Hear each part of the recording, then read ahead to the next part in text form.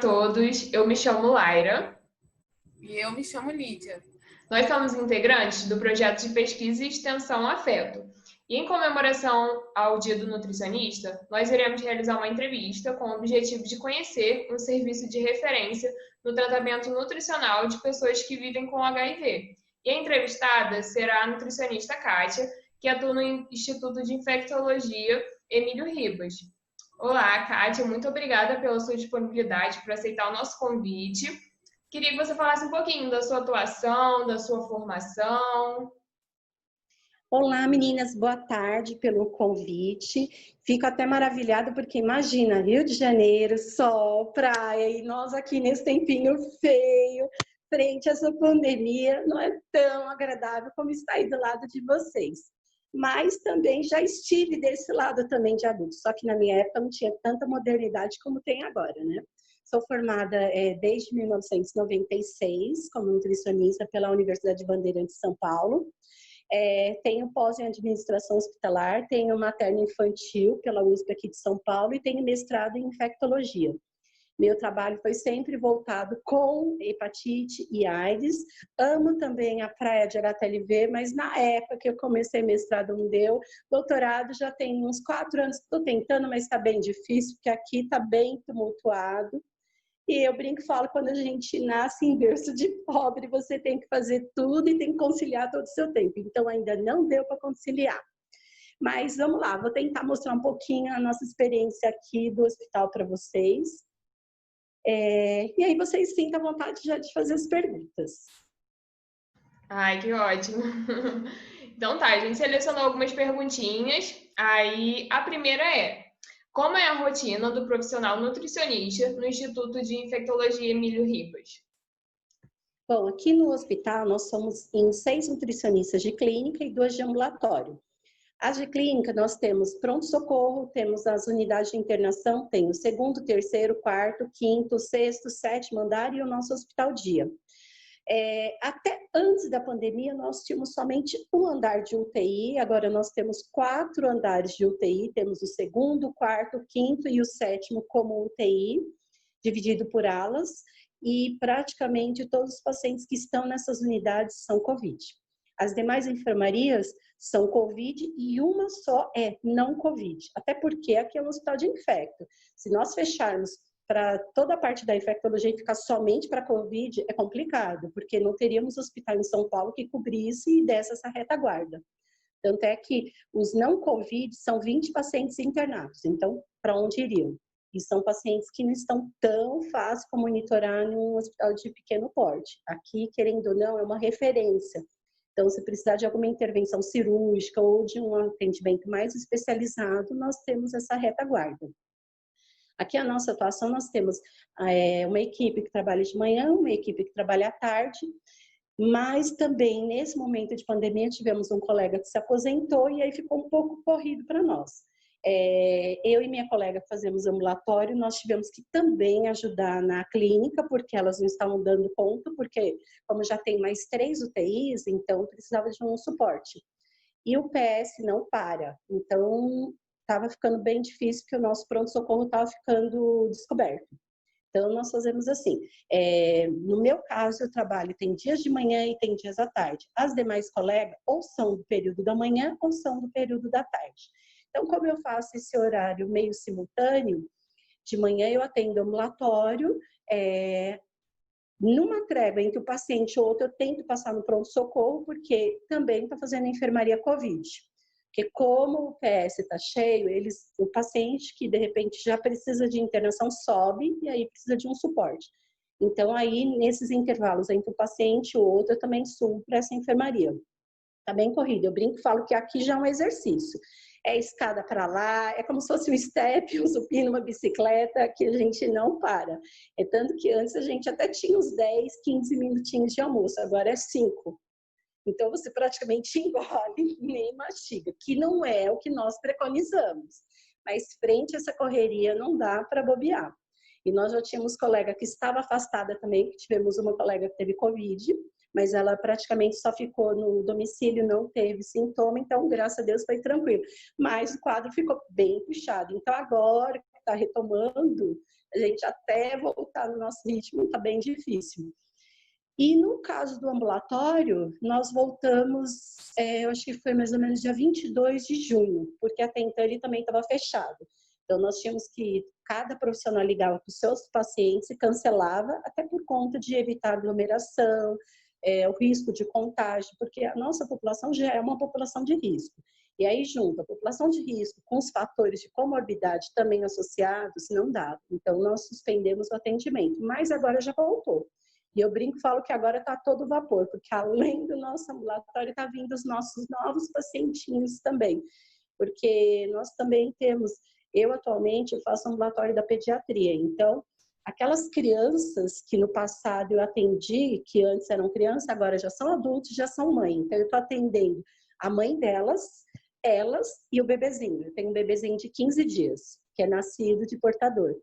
Então, assim, tá a todo vapor. Às vezes as pessoas pensam, mas eles vão trazer? Vão. É porque eles precisam de orientações, precisam da medicação. Então, assim, lógico, nós temos todo o cuidado. Por exemplo, aqui no nosso consultório, nós temos o computador, temos a mesa, a cadeira, temos álcool gel no pote, temos também um desinfetante, porque para cada entrada de paciente, você esborrifa na cadeira, cada troca de profissional, porque o consultório não é de uso exclusivo, ele é dividido em 3 turnos. Então, cada profissional é responsável pela higienização no seu turno. O pessoal da limpeza faz a terminal, mas entre um paciente e o outro, nós temos que tomar cuidado. Temos que estar sempre com máscara, não podemos estar dentro do hospital sem a máscara. Às vezes é difícil, porque você fala, nossa, hoje ainda tá bom, mas quando tá muito quente, você fica doida. Sempre o cabelo preso, às vezes você fica parecendo uma doidinha, mas é a melhor maneira, porque se ele estiver solto, você não perceber, você tá tocando no cabelo, tá tocando na bancada, então é meio perigoso. As unhas sempre bem cortadinhas, bem aparadas, lógico, com esmaltezinho, né? Porque se você ficar sem cor, você fica apagada. Já tá com essa máscara branca, sem batom, sem maquiagem, não dá. Então tem que ter os cuidados básicos no consultório. E também tá sempre com aquele bom humor, porque o paciente já chega numa tensão aqui difícil, porque aí ele chega e fala, ai, doutor, eu tô morrendo de medo. Ai, eu quase não saio de casa. Ai, eu já perdi esse, aquele familiar. Por exemplo, ontem mesmo eu atendi um paciente que a esposa dele faleceu sexta-feira de Covid. E além do Covid, foi descoberto um CA de pâncreas. Então, o que acontece? É uma situação bastante delicada. Então, você tem que ter um jogo de cintura. Eu brinco e falo que você tem que ter uma espiritualidade ali na hora, porque senão é difícil, porque senão você chora junto com o paciente. Então, aqui eu falo que esse hospital é uma escola, porque você passa por tudo. Passa por momentos muito alegres, momentos muito tristes, mas assim, é os altos e baixos que a vida nos ensina e vocês também vão passar por isso. Não se preocupe que não vai ser só nós, vocês também vão ter essa experiência.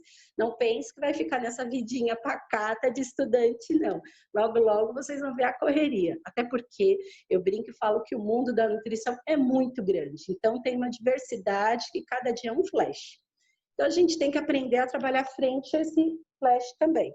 Então, aqui, além do ambulatório, por exemplo, o paciente vai passar em consulta no nosso ambulatório, existe o primeiro e o segundo andar. No térreo, o paciente já faz uma triagem para verificar a temperatura dele. Se ali naquele momento verificar que ele tem um pico febril, ele já nem sobe para o ambulatório, porque nós temos que ter um suporte tanto para nós como para os demais pacientes. Então, nós temos que nos cercar de toda a segurança. Além disso, também, já na entrada, ele tem que estar com máscara, ele também já passa álcool gel na mão. É complicado quando vem aqueles pacientes com luva, porque ele quer tocar a luva em tudo que é canto, só que ele esquece que aquela luva é um veículo.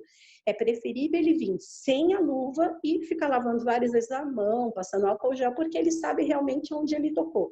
Agora, com a luva, ele tem a falsa sensação que ele está protegido, mas eu acho que é bem perigoso aqui. Nós, profissionais, não utilizamos as luvas aqui nos consultórios. Nós preferimos toda hora lavar a mão e passar álcool gel. Até porque cada sala também, além do nosso álcool gel, da sala, cada profissional também tem o seu. Então, isso nos dá mais garantia. Mas também não impede a gente ficar com essas mãos que parece aquela mão de pedreiro, de tão seca, porque toda hora tem que lavar, passar o sabão. Então, assim, fica difícil. Mas é a estrutura que nós temos, até para evitar o contato. Até porque todos nós aqui temos famílias, tem alguns que têm filhos, eu moro com a minha mãe de 76, meu pai de 80 anos, então assim, são considerados grupos de risco. Então eu tenho que ter o máximo de cuidado aqui, sempre com avental de manga comprida também. E assim, do paciente, eu praticamente não utilizo nada. Por exemplo, os exames eu tenho no sistema no S4, os resultados, não pego da mão do paciente, mas se houver alguma necessidade, por exemplo, de ele pedir uma caneta para compartilhar, para escrever alguma coisinha, discretamente eu tenho uma outra, dou aquela, depois quando ele sai eu passo álcool gel. Então assim, tento me cercar de toda a segurança e quando ele sai faço toda a esterilização de novo no consultório. Antes, os intervalos das consultas eram 30 minutos, agora a gente está falando 40 para dar esse tempinho. Não ficamos muito tempo com ele no consultório, evitamos de vir com um acompanhante, só que nós não podemos proibir, né? Porque antes eu brincava que parecia uma festa, vinha o pai, a mãe, o paciente, às vezes vinha até mais uma cuidadora. Agora nós pedimos para limitar um pouquinho, até para não ter aglomeração na sala de espera do ambulatório. Porque nós temos 2 salas, mas nós temos que tomar cuidado mesmo com essas 2 salas. Isso no ambulatório. Por exemplo, quando nós temos paciente internado, eles não estão recebendo visita. Então, o que acontece? As informações vão por telefone e um único dia da semana, eles vêm no horário que seria a visita para receber informação com o médico. Ele passa o relatório de uma maneira geral de como os pacientes estão. Mas é muito difícil, porque o Emílio é um hospital que é muito acolhedor. Então, imagina uma situação que você não pode tocar no paciente, não pode conversar muito próximo. Então, assim, é uma coisa, eu falo que é um pouco frio. Então, nós não estamos acostumados. Eu acho que, assim, não é só questão de nós não estarmos. Na realidade, o mundo não está. Então, eu acho que quem trabalha com humanização está tendo muita dificuldade. Mas eu falo que é o que tem para hoje. Então, nós temos que trabalhar frente a essa pandemia com todo o cuidado possível. Então, a nossa atuação, nesse momento, nós não estamos fazendo avaliação antropométrica nas enfermarias, no ambulatório, somente peso e altura para a identificação de uma triagem do IMC. Estamos evitando ao máximo as circunferências, as prévias, mas quando tem um paciente hepatopata que você tem que monitorar, e não tem escolha. Aí você faz e depois ele saiu, você passa o álcool gel. Mas estamos evitando ao máximo, até porque os atendimentos têm que ser o mais breve possível. Não dá para ficar 1 hora e meia. Por exemplo, caso de paciente novo, que ele tenha, por exemplo, AIDS, hepatite, HTLV e outras complicações associadas, não dá mais para ficar perdendo assim aquele tempo precioso que nós tínhamos, porque nós temos que esterilizar a cadeira que ele sentou. Então, de um paciente entre o outro, temos que ter tempo até para secar. Porque não dá para você esterilizar e ficar passando papel. Então, nós temos que tentar ser o mais sucinta possível.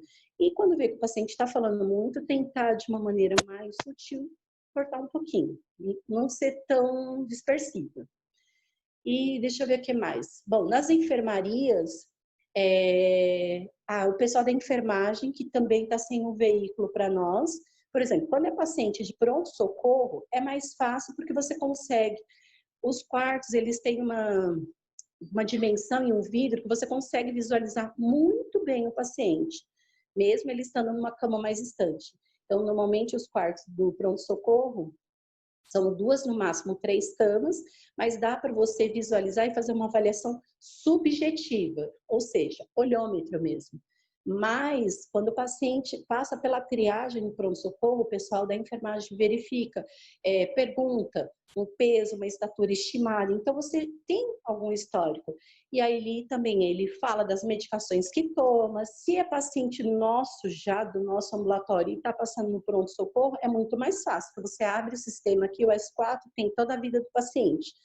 Agora, quando é um caso novo, aí você tem que esmiuçar um pouco.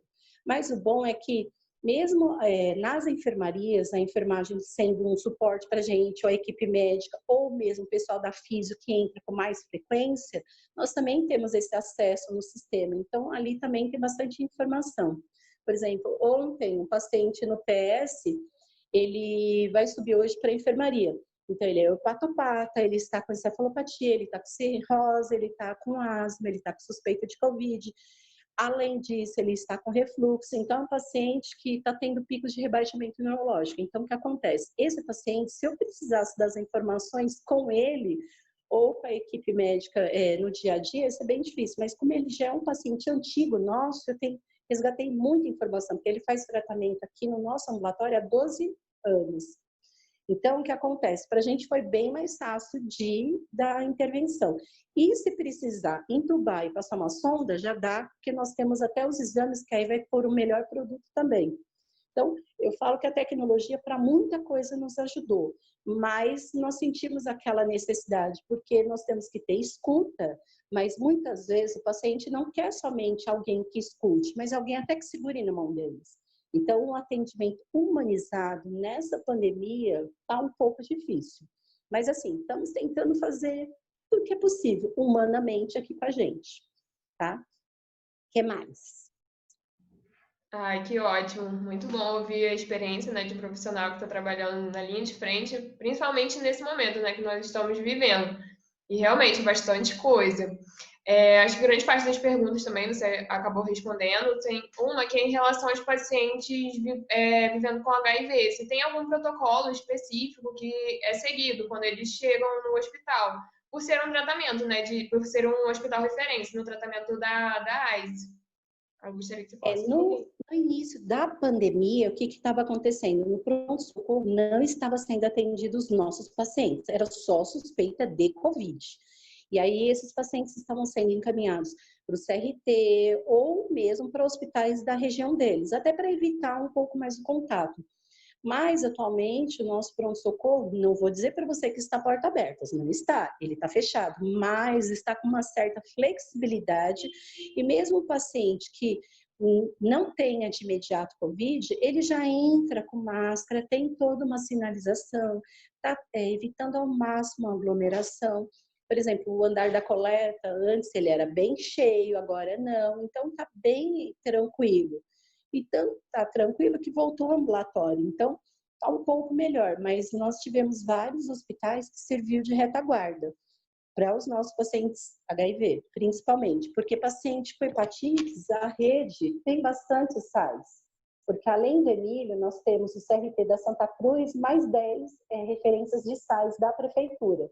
Então, na realidade, esse paciente não ficou totalmente descoberto, teve essa retaguarda. E no caso das receitas das medicações dos nossos pacientes do ambulatório, as consultas estavam suspensas, mas as receitas eles podiam vir aqui e retirar. O médico estava preparando, deixando numa pastinha por ordem alfabética e ele retirava. Então ele não ficou prejudicado nem para liberação da receita e nem tampouco da medicação. Então assim, o tratamento ele não foi inviabilizado, ele permaneceu. E no caso de pacientes que fazem atendimento no hospital dia também teve que ser um pouco reduzido, porque antes nós tínhamos muito paciente que vinha para dose de ataque, para ANFO, paciente com CMV, histoplasmose, então teve que dar uma espaçada, alguns até teve que ir para um CRT, tudo para evitar a pandemia. Mas eu falo que assim, tudo que é novo e desconhecido, você vai devagar, mas conforme você vai conhecendo, você vai adaptando, tomando mais cuidado. Nós temos a CCH, que é bem atuante aqui, então, diariamente eles nos dão suporte. Então, esse cuidado está sendo bastante monitorado. Tanto é que nós não tivemos nenhum caso de paciente falar, eu entrei bem e peguei aí dentro o Covid. Não, isso nós não tivemos, até porque não está tendo um fluxo tão aglomerado, está sendo bem distanciado. Por exemplo, paciente no ambulatório, se a consulta é 2 horas, ele só pode subir para ou para o primeiro ou para o segundo andar 1 hora antes da consulta. Ele não pode ficar zanzando aqui por cima. Então, tudo isso tem um cuidado. E não está tendo as visitas nas enfermarias. Então, também diminuiu bastante a circulação. A circulação nas enfermarias é praticamente dos profissionais e dos colaboradores que tem na instituição. O grupo do voluntariado, das capelanias também foram afastados, porque eles são voluntários no hospital. Então, assim, tivemos um cuidado para evitar praticamente todo o risco de profissionais externos está evitado.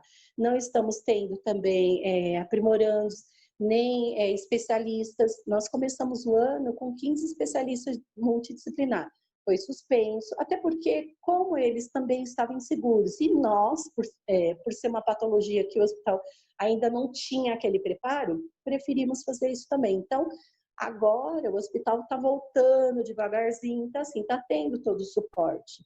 Tem também na parte da UTI, uma empresa que é a SPDM, que está monitorando, que aí vem com a equipe médica dele, o pessoal da físio, da enfermagem, então, está tendo uma boa equipe. Então, esse cuidado está ocorrendo no hospital também, tá? Entendi, tá ótimo. Obrigada, Kátia. Lídia, pode fazer as suas perguntas? Em relação, Kátia, ao ensino, pesquisa, como que o Hospital Emílio Ribas trabalha? Ele é um hospital que realiza, é envolvido com pesquisa? Sim, na realidade, nesse momento, as pesquisas em andamento são as relacionadas à Covid. Nós temos um CEP aqui, só que no início os projetos eram encaminhados direto para a Conep, porque era uma determinação que tudo que envolvesse Covid era primeiro com eles, depois viria para os centros de pesquisa individualizado. Mas os demais protocolos que teriam muito contato estão suspensos. Agora, os protocolos de Covid têm bastante no momento, eles estão sendo realizados, até porque os trabalhos estão feitos com pacientes que já são portadores e os profissionais já são, os da pesquisa, já são os envolvidos na assistência no dia a dia, então isso também não está dificultando eles. Ah, sim. E em relação ao hospital dia, ele ainda funciona? E como é a atuação Deixa eu aumentar um pouquinho, acho que baixou. Oi? Pronto, pode falar. Tá. Em relação ao hospital dia, ele ainda funciona? E como é a atuação do nutricionista nesse local? Na realidade, os pacientes do hospital dia, eles estão sendo encaminhados aqui para a gente pro ambulatório. Porque lá eles ficam em situações, vamos supor que o paciente precisa fazer uma pulso, ou tomar penta, interleucina, algumas químios pequenas. Então, para evitar muita circulação, não está sendo tão frequente a nossa ida para lá. Então, o paciente vem para o ambulatório. O pessoal de lá do ambulatório liga, a gente encaixa, então o paciente vem, a gente dá orientação aqui. Até porque o nosso consultório aqui ele é amplo, o hospital dia, nesse momento de pandemia, ele está numa área um pouco menor. Então, para evitar aglomeração, a gente preferiu fazer assistência no ambulatório. Até porque o paciente vai ficar bem isolado. Tá? Por exemplo, aqui na sala eu tenho 2 cadeiras, a minha é do paciente. Até eu tirei a do acompanhante para evitar um pouquinho mais, porque aí, de repente, o acompanhante se citou um pouquinho, fica lá do lado de fora. Então, assim, o consultório é grande, mas a gente quer evitar aglomeração a todo custo. Mas também no início do Covid, o Hospital Dia deu bastante suporte, principalmente quando o paciente recebia alta do Covid e precisava de alguma orientação médica. Então, ele saía da enfermaria e passava pelo Hospital Dia. Agora, o fluxo ficou um pouco mais dinâmico também. Entendi. E em relação à equipe multiprofissional, como o nutricionista atua, né, juntamente com essa equipe no Hospital Emílio Ribas? Como está sendo a atuação? Aqui nós trabalhamos muito com o pessoal da psicologia, o serviço social. Eu brinco e falo que aqui no ambulatório, principalmente, de frente eu tenho 3 infectos, na lateral eu tenho uma endócrino, da outra eu tenho uma cardio, no fundo do corredor eu tenho assistente social, no andar de cima eu tenho a psico, tenho a fono, no andar de baixo eu tenho a TO. A única coisa que falta no ambulatório é o fisioterapeuta, mas a nossa TO é tão boa que ela faz papel duplo, então é muito bom. Nas enfermarias, o único profissional que fica com mais frequência é a nutricionista e o pessoal da enfermagem. O serviço social e a psicologia é através de interconsulta. A fono também, ela passa para avaliação. E deixa eu ver o que mais. Agora, a físio não. A físio, principalmente nas UTIs, elas são com maior frequência. No caso da físio e da fono, a gente atua bastante também, até por conta do paciente, quando vai ser entubado, quando vai fazer algum procedimento que precisa recalcular a dieta enteral, ou de repente a equipe de curativo, porque se aparecer uma lesão por pressão, o pessoal nos sinaliza, fala, olha, o paciente está com X lesão, vamos ver se dá para aumentar um pouquinho mais o suporte, então também tem isso. Então a equipe multi do hospital é muito boa. Atualmente, no ambulatório, o único profissional que não temos, por enquanto, é o ortopedista. Ah, sim. Vocês se Também é comunicam muito bem, né? importante. Sempre estão comunicando um com o outro, né? Não, e é muito legal porque, por exemplo, a Nefro vem, troca muita figurinha, e é legal que os dias dela, da endócrino e o pessoal da pneumo são os mesmos, então é fácil de você interagir. Qualquer complicação, por exemplo, um paciente de HTLV, ele fala, eu não estou dormindo, eu estou assim, assado, então você já aproveita o neuro que está atendendo ele, tem a endócrino aqui, tem a cardio, então, porque eu brinco e falo, quando o paciente toma medicação, ele não toma só os antirretrovirais, ele tem sempre algum outro aliado, tem de repente um medicamento para pressão arterial, ou para diabetes, ou mesmo para tireoide. Psicotrófico, aqui eu falo que aqui é o que mais se tem. E a equipe da saúde mental é muito boa. Aqui tivemos vários protocolos e temos o grupo de movimento que os nossos pacientes se beneficiam com isso. Aquele paciente que fala, eu não vou passar na psicóloga, eu não vou passar no psiquiatra, porque eu não sou louco, ele entende que há momentos que ele precisa falar, ele precisa ser acolhido. Então, a nossa psicologia também tem uma escuta legal. E o grupo de movimento faz o paciente aprender a se tocar, a se observar, então ele começa a melhorar. Eu falo que a equipe é muito boa. Eu falo também, assim, às vezes nós temos momentos que precisávamos de mais profissionais, que nós queríamos abrir mais ambulatórios, mais especialidades. Então, aqui, às vezes, você tem que fazer um pouco de cada coisa em um momento curto. Então, às vezes a gente fala, se tivesse mais pernas, ia ser tão bom. Mas, mesmo assim, a equipe atuante, ela é muito boa. Ela não é uma equipe acomodada, ela é bem atuante. Então, isso pra gente é bem importante. É muito importante, nossa. E sobre a experiência que vocês têm com pacientes vivendo com HIV, o que vocês aproveitaram dessa experiência para o tratamento de Covid? Se aproveitou alguma coisa relacionada a isso? Na realidade, a ação viral, ela tem uma similaridade.